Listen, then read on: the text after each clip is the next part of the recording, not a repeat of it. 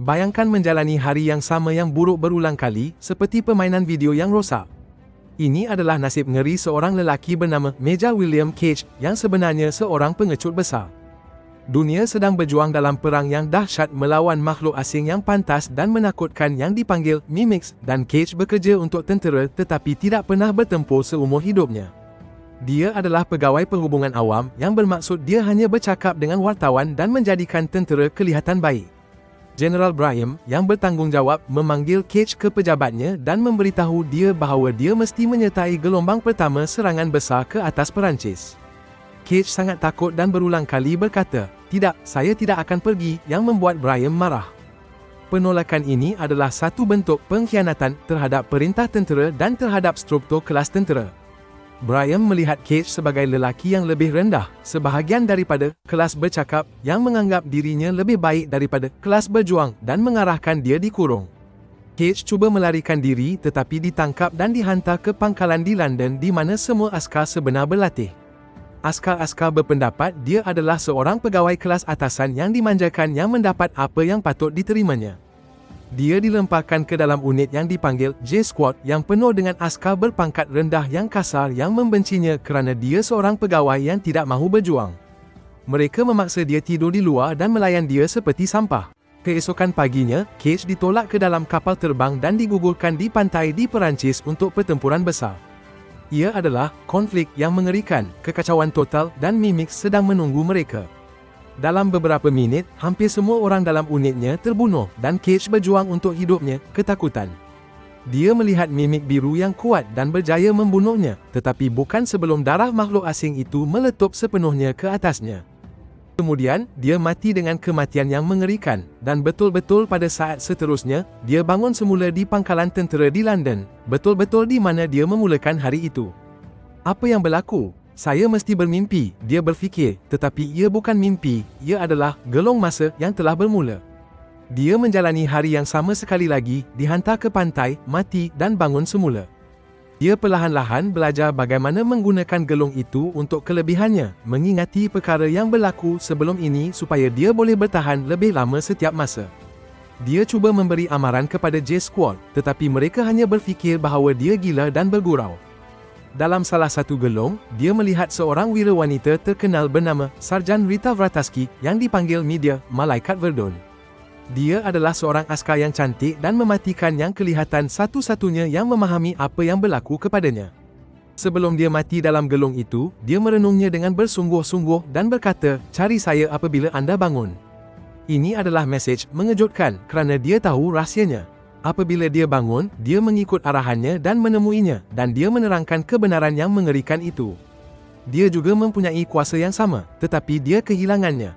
Mimik biru yang dibunuhnya ialah Beta yang kalah, mimik istimewa yang mengawal gelong masa dan bersambung dengan Omega, otak utama semua makhluk asing. Apabila darah Beta bercampur dengan darahnya, Cage menyerap kuasa itu. Rita mempunyai kuasa itu untuk masa yang singkat apabila dia membunuh Omega, dan dia menggunakan hari-harinya yang berulang untuk memenangi pertempuran besar di Verdun.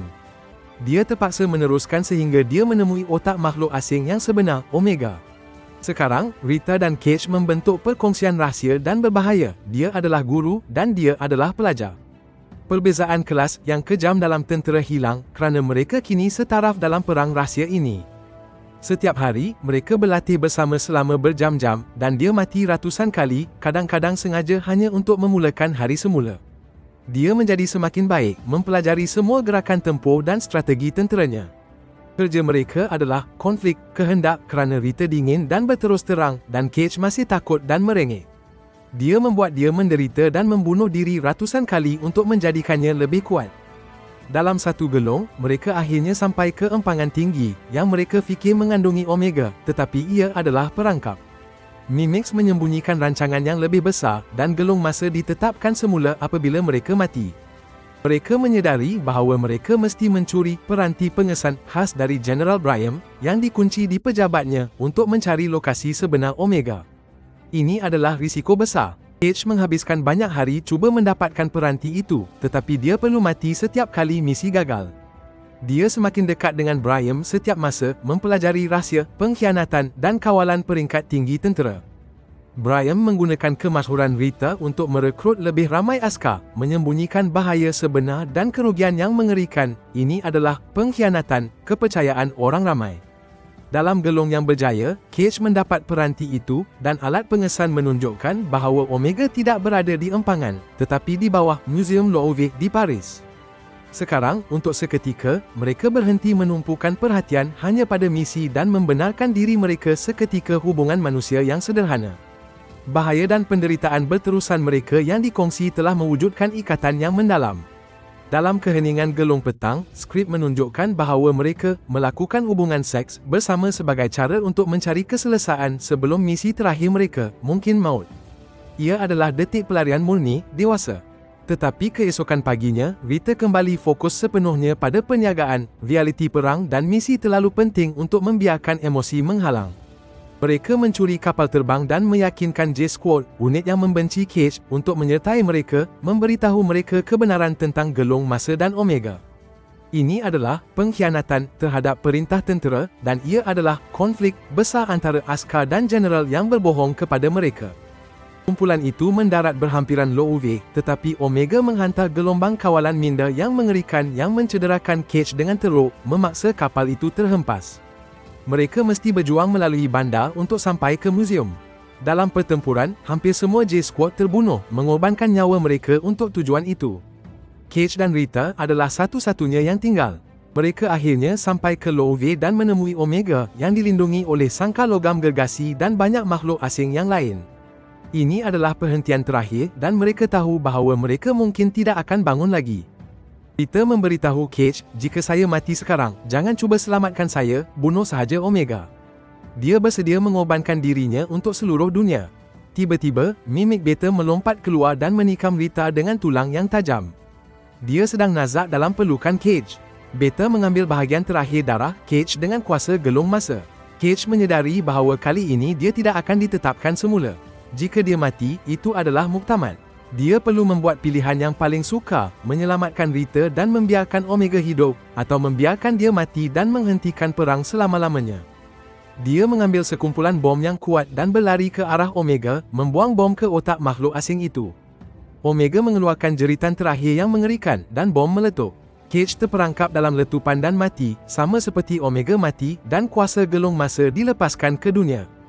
Dia telah menyelamatkan manusia. Kemudian, untuk kali terakhir, secara mengejutkan, Cage bangun semula, tetapi ada sesuatu yang berbeza, dia kembali ke kapal terbang ke London, bukan pangkalan.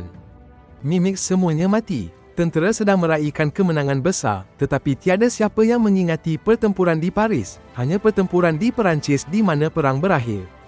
Omega telah tiada. Dia melihat Rita di pejabat, tetapi dia tidak mengenalinya. Seluruh dunia telah ditetapkan semula sebelum mereka bertemu, tetapi Omega telah hilang. Perang telah berakhir dan dia masih hidup. Dia berjalan ke arahnya dengan senyuman, mengetahui semua yang mereka lakukan bersama, dan berkata, "Maafkan saya Major William Cage," dan dia hanya memandangnya, tidak tahu tentang cinta yang luar biasa dan misi berbahaya yang mereka kongsi. Dia mempunyai peluang kedua dalam hidup dan rahsia yang tidak akan diketahui oleh sesiapa pun. Dia kini boleh hidup tanpa rasa takut yang menjadikannya pengecut. Tidak kira betapa takutnya anda, kemenangan terbesar sering datang daripada pilihan yang paling kecil dan paling berani, sama seperti Cage menghadapi Omega dan memilih dunia berbanding nyawanya sendiri. Jika anda mahukan lebih banyak analisis mendalam tentang cerita kompleks dan dewasa yang dipecahkan dengan mudah, tekan butang langgan sekarang dan beritahu kami dalam komen apa detik pengkhianatan kegemaran anda dalam filem ini. Gunakan hashtag Malarepo.